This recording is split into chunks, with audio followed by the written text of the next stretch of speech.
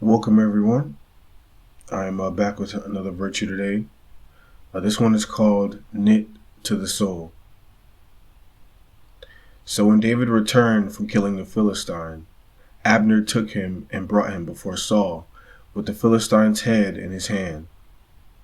And Saul said to him, "Whose son are you, young man?" And David answered, "I am the son of your servant Jesse, the Bethlehemite." Now it came about when he had finished speaking to Saul that the soul of Jonathan was knit to the soul of David, and Jonathan loved him as himself.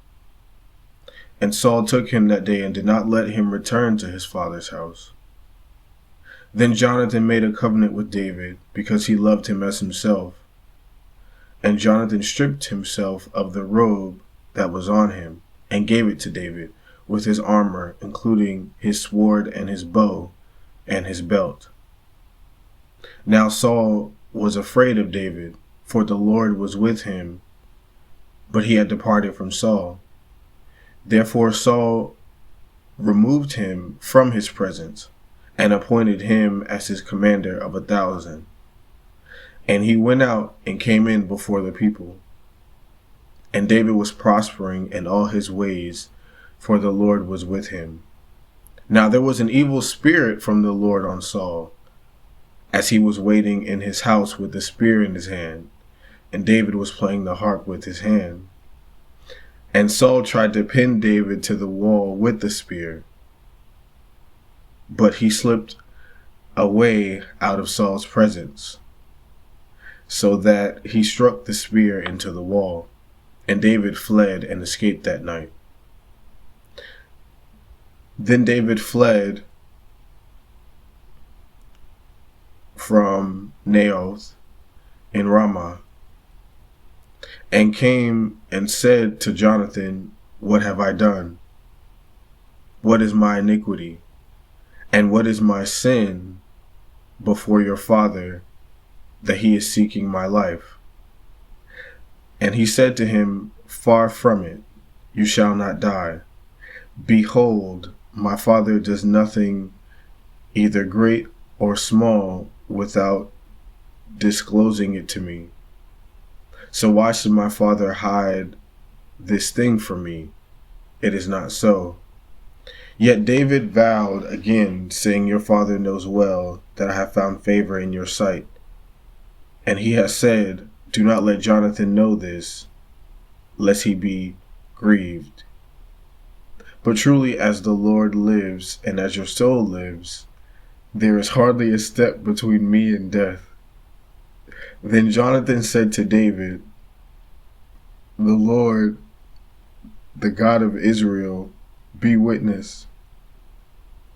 When I have sounded out my father about this time tomorrow, or the third day, behold, if there is a good feeling toward David, shall I not then send you? Shall I not then send to you? Pardon me, and make it known to you. If it please my father to do you harm, may the Lord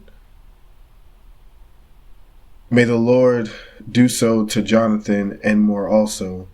If I do not make it known to you and send you away, that you may go in safety. And may the Lord be with you as he has been with my father. And if I am still alive,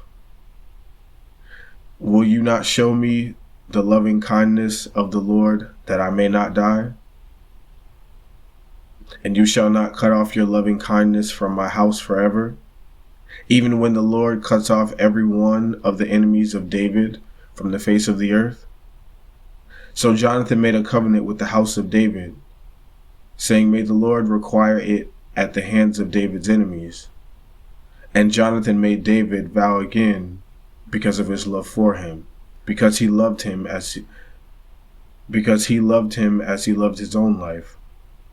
Then Jonathan said to him, "Tomorrow is the new moon, and you will be missed because your seat will be empty. When you have stayed for 3 days, you shall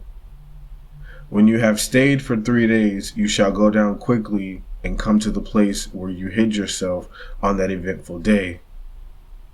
And you shall remain by the stone Ezel. And I will shoot 3 arrows to the side, as though I shot at a target. And behold, I will send the lad, saying, go find the arrows. If I specifically say to the lad, behold, the arrows are on this side of you, get them, then come.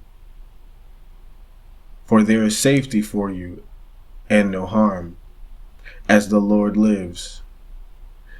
But if I say to the youth, behold, the arrows are beyond you, go, for the Lord has sent you away.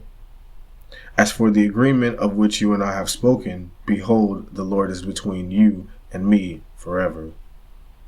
So David hid in the field, and when the new moon came, the king sat down to eat food.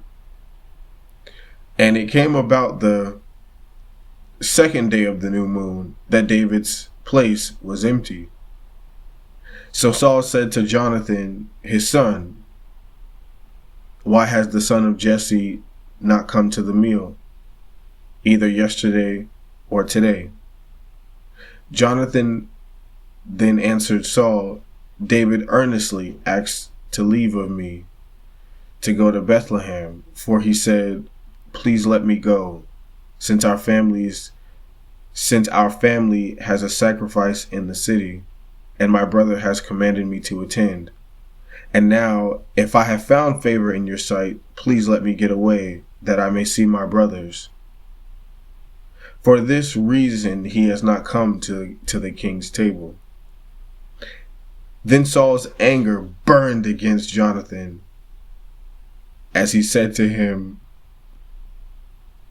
you son of a perverse, rebellious woman, I do not know that you are choosing the son of Jesse to your own shame, and to the shame of your mother's nakedness. For as long as the son of Jesse lives on the earth, neither you nor your kingdom will be established. Therefore now send and bring him to me, for he must surely die. But Jonathan answered Saul his father and said to him, Why should he be put to death? What has he done? Then Saul hurled his spear at him to strike him down. So Jonathan knew that his father had decided to put David to death. Then Jonathan arose from the table in fierce anger and did not eat food on the 2nd day of the new moon, for he was grieved over David because his father had dishonored him. Now it came about in the morning that Jonathan went out into the fields for the appointment with David, and a little lad was with him. And he said to his lad, Run, find the arrows which I'm about to shoot. As the lad was running, he shot an arrow past him. When the lad reached the place of the arrow which Jonathan had shot, Jonathan called after the lad and said, Is not the arrow beyond you? And Jonathan called after the lad, Hurry, be quick, do not stay. And Jonathan's lad picked up the arrow and came to his master. But the lad was not aware of anything. Only Jonathan and David knew about the matter. Then Jonathan gave his weapons to his lad and said to him, Go bring them to the city. When the lad was gone, David rose from the south side and fell on his face to the ground and bowed 3 times. And they kissed each other and wept together, but David more. And Jonathan said to David, Go in safety, and as much as we have sworn to each other in the name of the Lord, saying, The Lord will be between me and you, and between my descendants and your descendants forever. Then he rose and departed, while Jonathan went into the city. That was 1 Samuel chapter 17, verses 57 through 58. Chapter 18, verses 1 through 4. Also verses 12 through 14. Chapter 19, verse 9 through 10.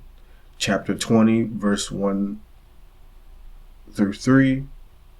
Also verses 12 through 24. And verses 27 through 42.